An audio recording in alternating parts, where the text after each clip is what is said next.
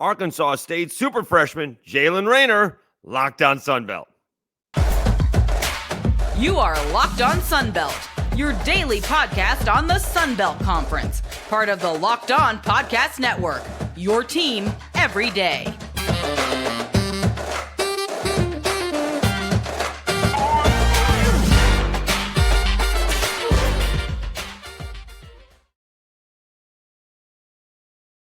Hey guys, Dave Schultz.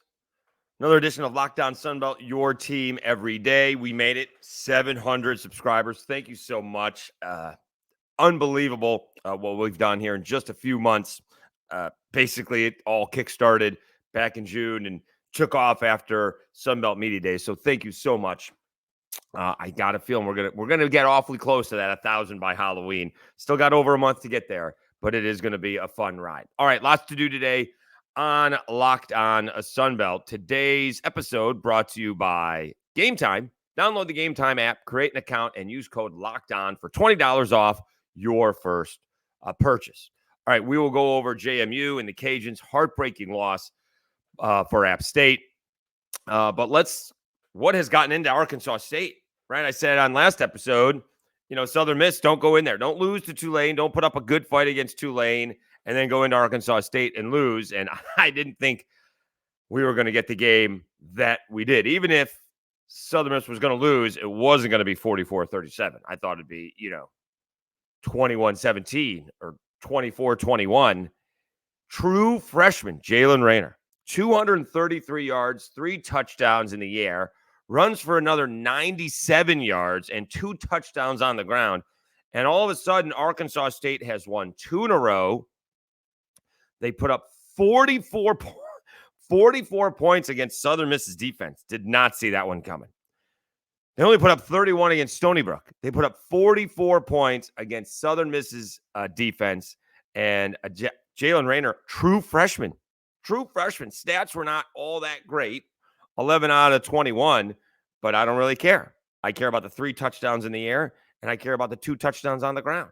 That's what's important. And the 44-37 victory for the Red Wolves. All right. Now I'm going to say the same thing that I said to Southern Miss about Arkansas State. Don't go on the road and lose to Massachusetts. Massachusetts is good. All right. Better than they have been. But don't go on the road and lose there. That's a nice little out-of-conference ball game, little sneaky out-of-conference ball game that you want to hang on to. All right. Let's see other numbers in this. Arkansas State's, what is that, Courtney Jackson had 3 catches and 2 were for touchdowns. He had 94 yards. Jeff Foreman had the other touchdown for Arkansas State. He had 3 catches, 77 yards. And Southern Miss's offense all of a sudden woke up. Billy Wiles, though, 2 interceptions, 1 at the end of the ball game. 2 touchdowns, 215 yards. Frank Gore trying to do what he can on a gimpy foot. 20 carries, 132 yards. Southern Miss is now down to 1-3, and they get Texas State this week. They just gave up 44 points to Arkansas State. Now they get Texas State. Oh, man. It's going in the wrong direction for our buddy Will Hall. He's got to straighten things out and fast. And I'm one of those guys that, games can get out of control. I'm not sure if this one did spin out of control. There were, 2 turnovers by Southern Miss, 1 by Arkansas State. And it was a back-and-forth affair. A pretty entertaining football game from what it looks like.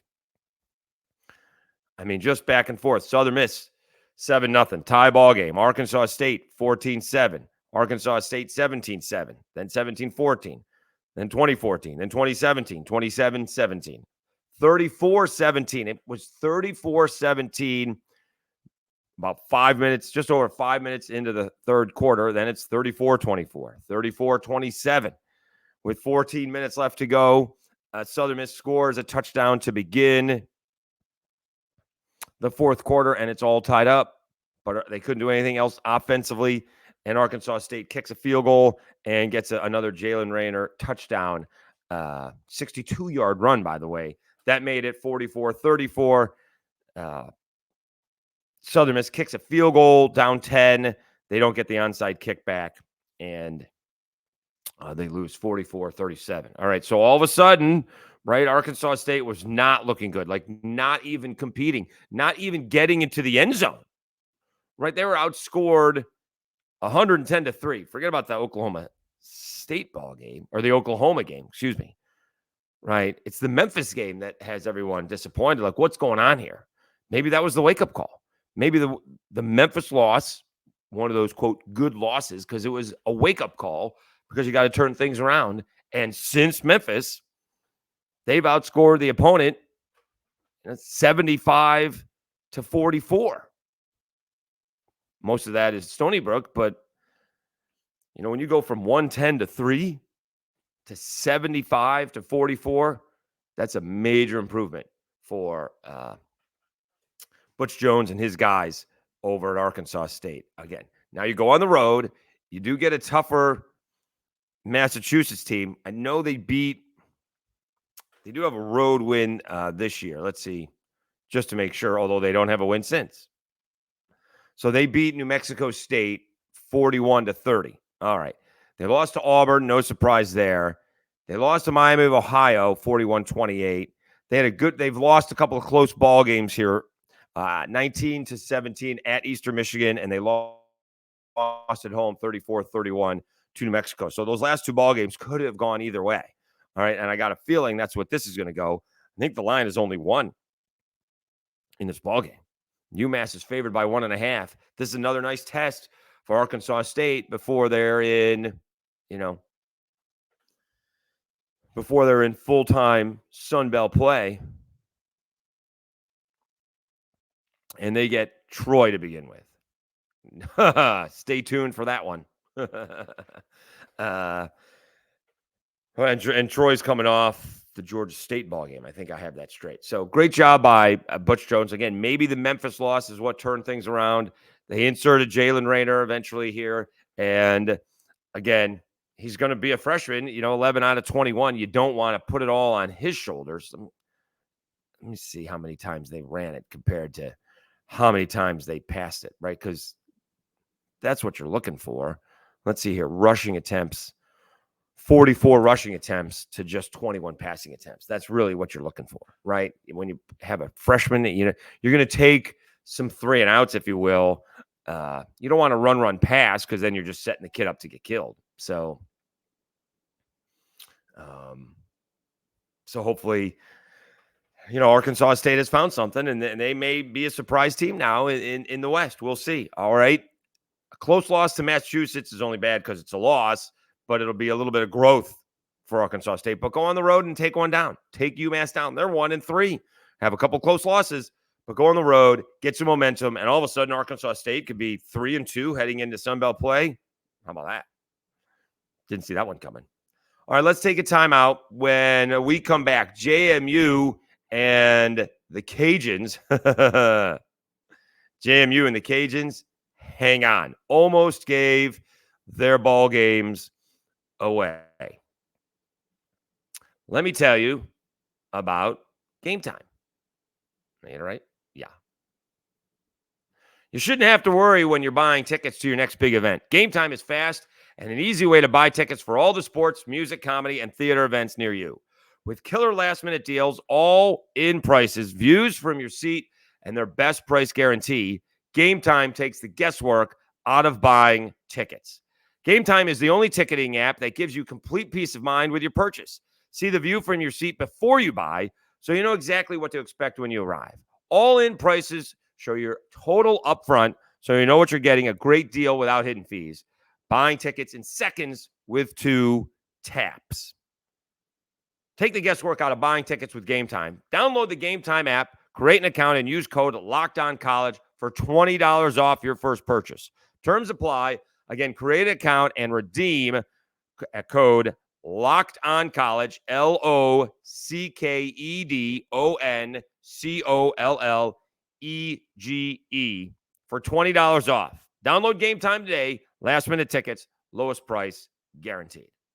All right, Dave Schultz, Locked On College, your team every day. Ragin' Cajuns, once again, this time it got closer. This time, they almost gave the game away. Last week against UAB, they had a couple of mistakes that turned basically a 41-10 game into a 41-21 ball game. Never really in danger of losing.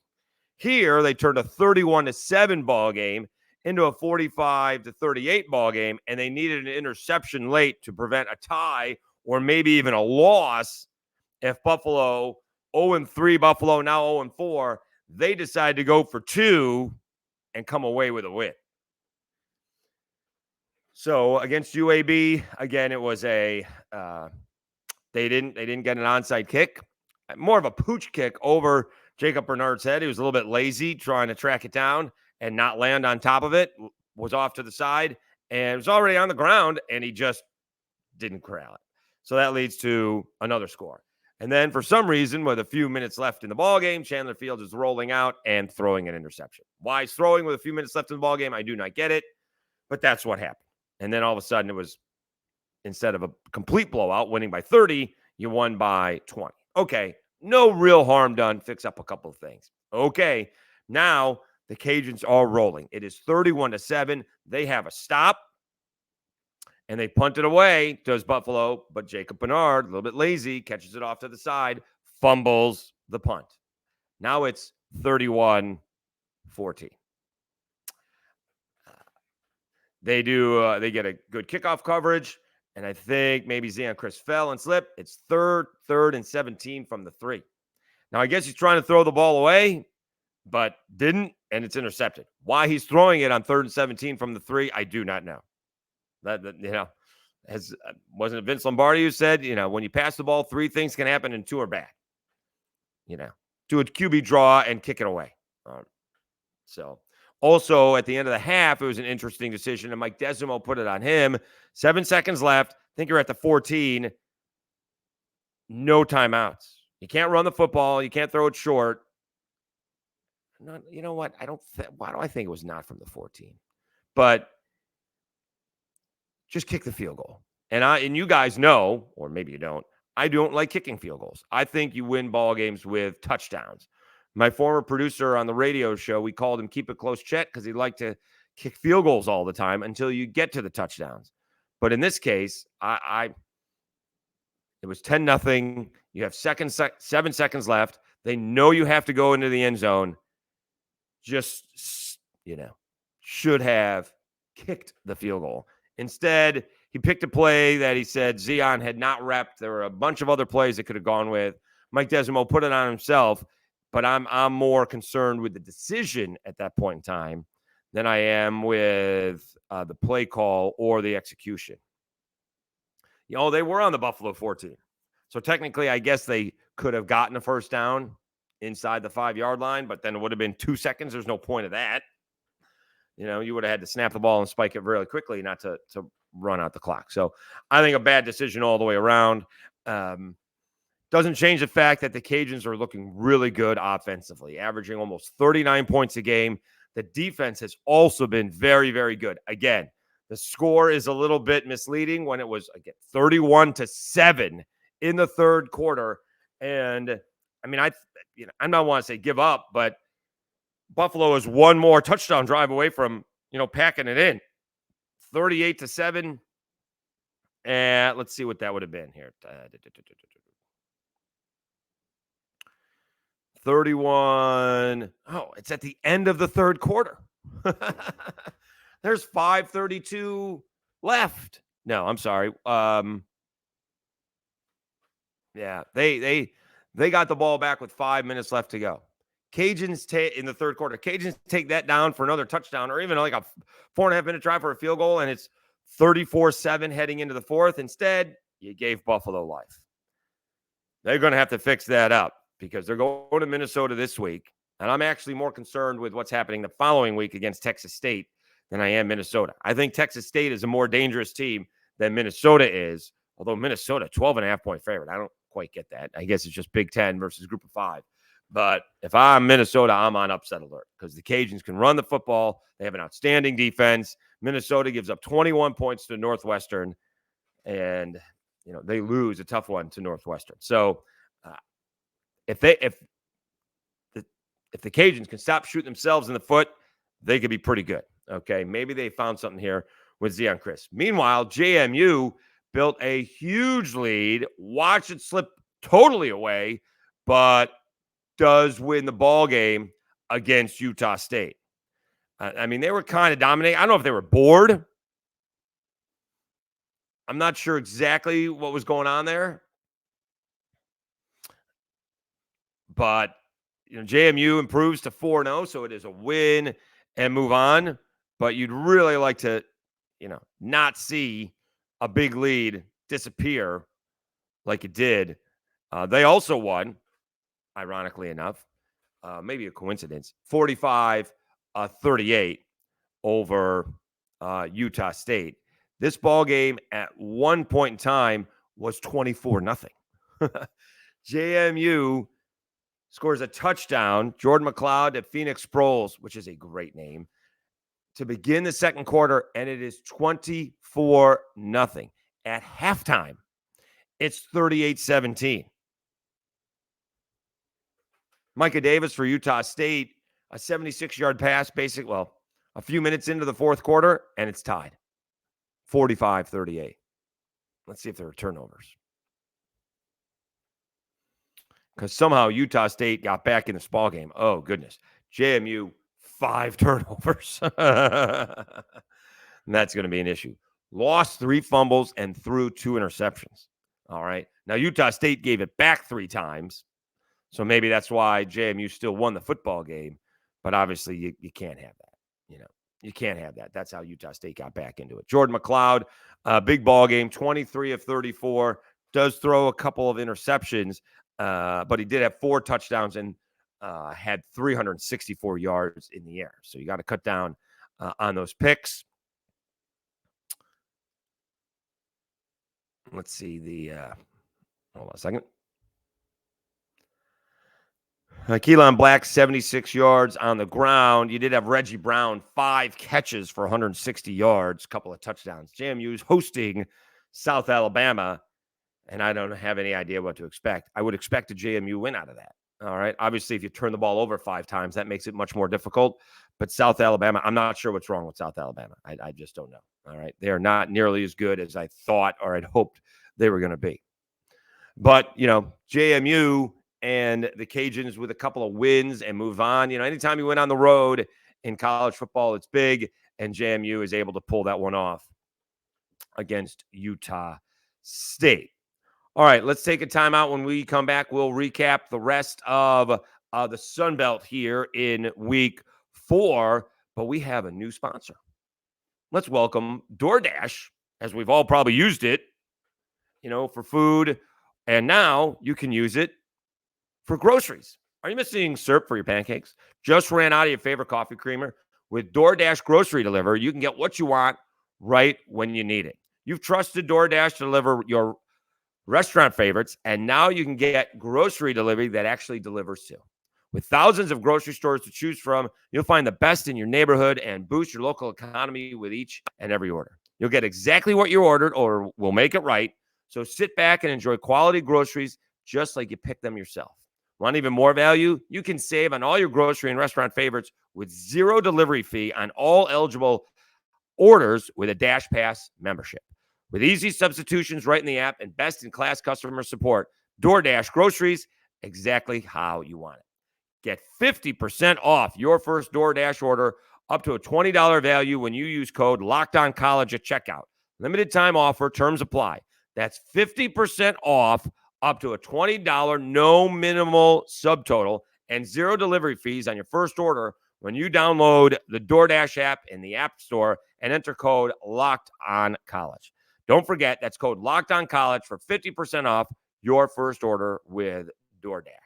I will admit they do have good customer service. I've used them before. There was a discrepancy in the order, and they took care of it. So it really worked out. All right, Dave Schultz, Locked On Sun Belt. Let's wrap things up. What a heartbreaking loss for AState. That was unfortunate. They have a pick 6 to go up 19-7 with 11 and a half minutes to go in the fourth quarter. A pick 6, you're up 19-7 in the fourth quarter. The problem comes right after the pick 6. There was no drive by Wyoming.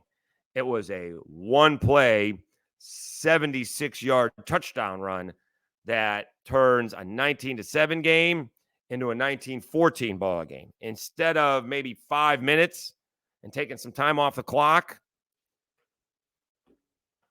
it was one play. So it was bam, bam. Pick six, just to run up the middle. 76 yards makes it 19-14. The thing is, App State had one of these great drives. It didn't go very far, 55 yards, but they had it for 9.5 minutes, and they missed a 47-yard field goal that would have made it a 2-score ball game. And unfortunately, Wyoming comes down and puts one in to go up 22-19. They do get down to the Wyoming 20-yard line, but Joey Aguilar throws an interception. With 12 seconds left, you got to do what you got to do. And, those plays happen. But a real disappointing loss for App State, which had gotten off to a good start. They are 2-2. Let's see who they have this week. As Sunbelt plays basically getting underway, they travel to Monroe. So a couple of difficult road trips for App State, going all the way out to Wyoming and then getting to Monroe this week for Sunbelt play. All right, the rest of the action in the Sunbelt. Let's see, we went over South Alabama yesterday. We've gone over the Cajuns, gone over Troy, Marshall. Hey, how about Georgia Southern? That's a nice win for Georgia Southern. Again, going on the road in college football is not easy, and they really rebounded well. I don't think Ball State is the toughest of all opponents, but Georgia Southern goes in there and dominates from the get-go, jumps out to a 14-0 lead, beats Ball State 40-3.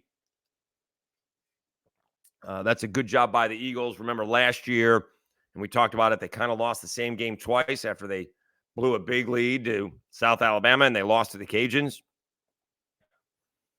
They are hosting Coastal Carolina this week. So we'll get into the previews a little bit later in the week.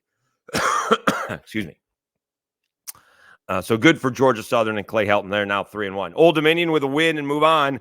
Texas A&M Commerce scores a touchdown at the end of the ball game, goes for the win for 2 and comes up short. So Old Dominion now 2-2, still kind of riding that high against winning that ball game against the Cajuns. They really have not looked good. Well, I mean, they did look good for a lot of the weight game, but didn't finish that one off. I think that is about it as my. All right. Here we go.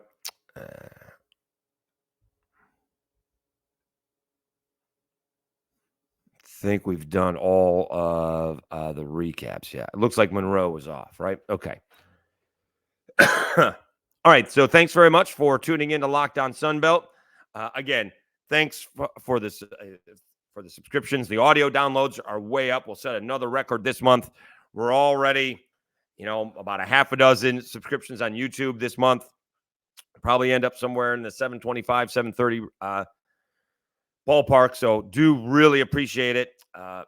Again, if you search Locked On Sunbelt, you'll find us wherever you get your podcast, but most people seem to find them in Apple Podcasts and Spotify. And if you're in Apple, please rate and review. It is a big, big help. All right, we'll be back tomorrow with another edition of Locked On Sunbelt, your team every day.